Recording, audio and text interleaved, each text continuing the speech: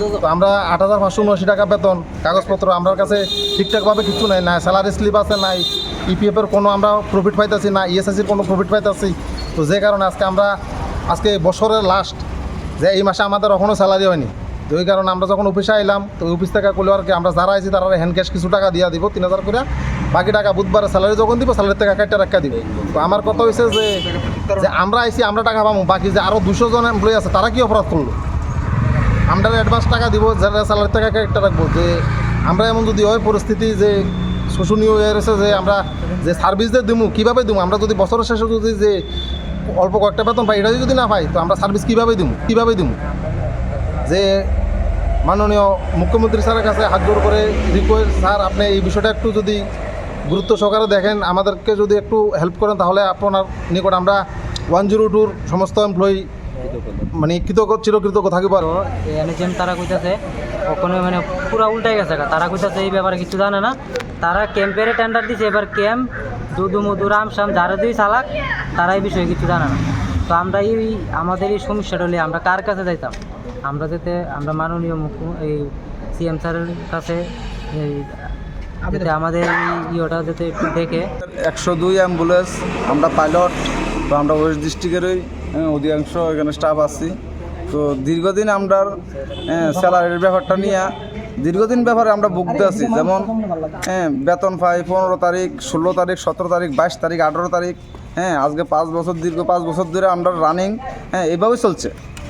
এভাবেই চলছে। তো আমরা এপিএফ আছে, আমরা অন্য আরও 2-1টা ইয়ে আছে, এটার মধ্যে আমরা কোনোতেই দেওয়া হইতেছে না, এপিএফের নাম্বারও করা হয়েছে না। আজকে দীর্ঘত 5 বছর ধরে 12 ঘন্টা ডিউটি করে 8,500 টাকা বেতন আমরা সার্ভিস দিতে আসছি। তো আমরা তো যখন বেতনের কথা হয়, আজকে দিত না কালকে দিব, কালকে দিত না পরশু দিব। কোনো অফিসিয়ালি ইস্যু আছে বা এমন মানে যে কোনো একটা ব্যাংকবদ্ধ কারণ বশত যে কোনো একটা দেখাইতে আছে। তো এই জায়গার মধ্যে আমরা আজকে অনেক সবাই মিলে আমরা একতা হয়েছি। একতা হয়ে এই জায়গার মধ্যে আমরা আইটি ভবন আইসি, আমরা অফিসে 102-102। তো এই জায়গার মধ্যে আমরা অথরিটির লোক কত হয়েছে, হইতেছে অ্যাডভান্স আমরা সবারে না। তো এই জায়গার মধ্যে 3,000 টাকা করে দিয়ে দিব, সবাই না, যারা আসি কয়েকজনের মধ্যে মাথা দেখে মানে মুখ চিন্নামুখের ডাল দিব, মুখ চিন্নামুখের ডাল দিব। এই জায়গার মধ্যে করতেছে 3,000 টাকা নিয়ে 3,000 টাকা করে দিয়ে দিব, এখন কোনো শ্বাসব্দ করতো না। কেন আমরা শ্বাসব্দ করতাম না? আমরা ন্যায্য বিচার চাই, ন্যায্য টাকা চাই। আমরা 8,500 টাকা বেতনে 12 ঘন্টা ডিউটি করে কোন ডিপার্টমেন্ট আছে সার্ভিস দিবে 12 ঘন্টা?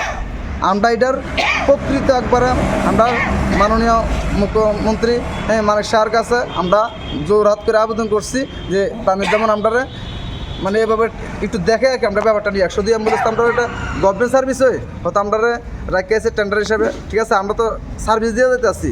তো আমরা যদি একটা ভুল টুটি আমরা যে কোনো আধা ঘন্টা 10 মিনিট যদি আমরা লেট হয়ে জায়গা, আমরা অনেক ইস্যু হয়ে জায়গা, অনেক কিছু বিভিন্ন ধরনের কথাবার্তা আমরা অথরিটি যেমন আমরা ডিস্ট্রিক্ট কোঅর্ডিনেটর ডিসি তাই আছে, মানে সবাই মানে থেয়ার দেয়, সবার একজনের যে কোনো ইয়া করে মানে বিভিন্ন ধরনের একটা ইয়া করে বাজে মন্তব্য করবো এই জায়গার মধ্যে। যে কোনো মানুষের যে কোনো একটা কথার মধ্যে হ্যাঁ দরবার লাগাই দিব, তোমার ব্যাপারে কথা কইছে, তোমার ব্যাপারে কথা কইছে। তো নানান তান কথা কইতেছে। তো এই ব্যাপারে আমরা একটা সুস্থ একটা অনেক বছর ধরে দিতেছে 12, 13, 14, 15, কোনো মাসে 22 তারিখও স্যালারি। তো আমরা কিভাবে থাকবো? আমরা কিভাবে চলবো? আমরা কিভাবে সংসার চালাবো? এই যে চৈত্র সংক্রান্তি আজকে, কালকে পয়লা বৈশাখ, আমরা কিভাবে বাড়িতে একটা মানে কিছু নিয়ে খাবো? আমাদের 1 টাকাও স্যালারি দেয় না, এখনও 1 টাকাও স্যালারি দেয়নি। এখন এসছি আমরা সবাই, তার জন্য তারা বলছে যে কিছু টাকা করে তোমাদেরকে দিয়ে দেবো, তোমরা চলে যাও, তোমরা গাড়ি কন্টিনিউ করো। আমরা তো গাড়ি কন্টিনিউ করবো না। কেন করবো? আমরা গাড়ি কন্টিনিউ করবো না। আমাদের পুরো স্যালারি সবাই, আমাদের যে 102 স্টাফের যে যতগুলি গাড়ি আছে, যতগুলি স্টাফ আছে, সবার স্যালারি দিতে হবে, দিলে আমরা কন্টিনিউ সার্ভিস করবো, এর আগে করবো না।